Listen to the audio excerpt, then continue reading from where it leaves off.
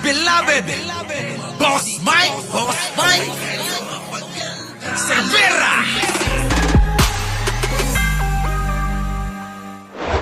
Sa mga nagrereklamo sa Kamates, good news po ito. Paabot na lang kay Marcoleta, ha? Oo.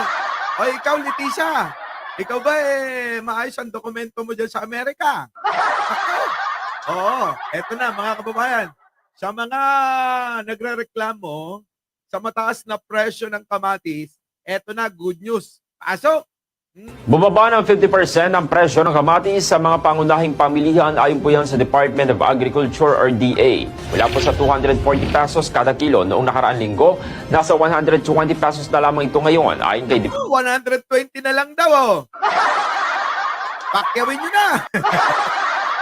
Sa mga reklamo ng kamatis, walang panigang, at walang pangsarsyado, at walang pangdinengdeng. Oh, pakyawin nyo na.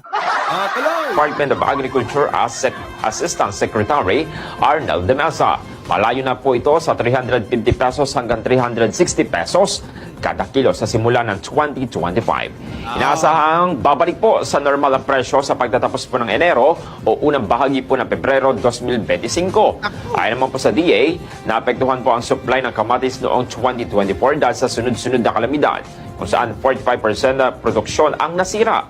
Ay, hindi naman nila naiintindihan kasi yon. Alam nyo, minsan mga kababayan, ganito yan. Tulad yan, nagkasunod-sunod yung yung kalamidad. Nagkasunod-sunod yung bagyo natin, baha. Nasira yung mga palayan, nasira yung pananim, at nasira din yung mga kabahayan na nabaha. Ano po?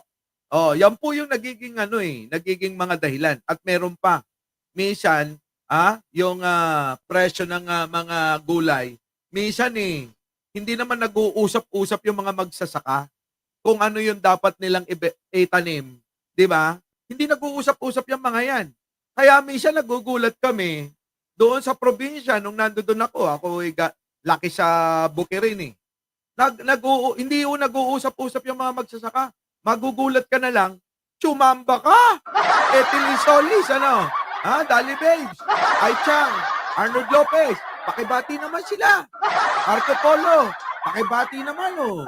Yung mga nandiyan dyan, sila Pink Campaign. Oo, nandyan na. Sila RR Walks. Di ba? Hindi ho kasi ganun eh. Minsan talaga may jackpot din yung mga nakakatsyempo na ikaw lang yung may tanim.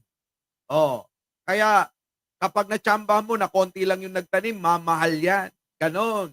Ngayon naman, mga kababayan, dagseng gasat kung nandiyan ayam ito ang masaklap. Nagkasunod-sunod yung dilubyo natin, yung ating mga bagyo. Di ba? Ang nangyari mga kababayan, yung mga pananiman hindi natamnan dahil may tubig. Maraming kadahilanan.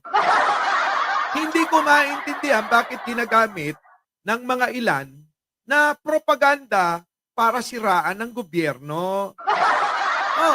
Ay kita nyo mga kababayan, kamatis lang ginagamit pa. Akala mo naman hindi nabababa. Ilang araw na lang, balik na naman siya mura. Ang problema na naman nito mga kababayan, yung mga kababayan nating magsasaka. Na naku, mahal ang kamatis. Sabay-sabay na naman silang nagtatanim. Oo, ganun yan. Sabay-sabay silang nagtatanim. Naku, Diyos ko. Ang presyo niyan halos ipamigay na naman. Ganun mo ang nangyayari dyan. Sa mga hindi magsasaka, naku, wala kayong karapatan para magbigay ng opinion dyan. Diba, Annabel B?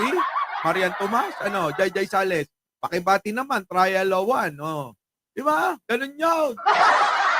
Hindi nila maintindihan yan. Nung araw, alam nyo, ang sibuyas sa amin.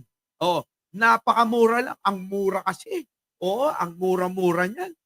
Alam nyo ang ginawa ng mga yon. Imbis na magtanim ng sibuyas, nagtanim ng pakwan. Alam nyo kasi yan, halos magkakasabay ang ang pagtatanim niyan. Imbis na magtanim ng sibuyas, kasi nga mura nung nakaraan, mura. Baba, lugi. Ang iba mga kababayan, pakwan ang tinanim Tapos mga kababayan, dahil nga halos walang nagtanim na sibuyas, nagmahal naman. Napakasimpleng unawain. Para lang ano, no? Parang 1+1. Ewan ko kay Marcoleta, bakit hindi naintindihan? Ano? Palibasa, hindi mga taga-bukid yan.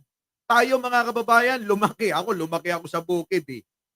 Sanay ako magtudtod eh. O, sa mga Ilocano, alam nyo ba yung pagtudtod?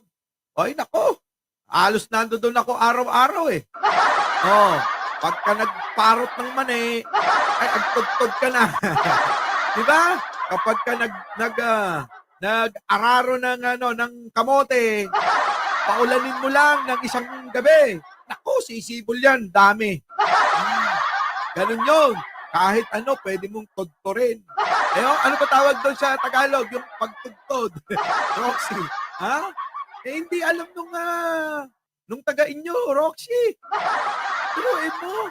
Hindi niya alam yung mga pangyayari na ganon kung bakit nagmamahal ang isang bilihin. Di ba? So yan mga kababayan. Nako!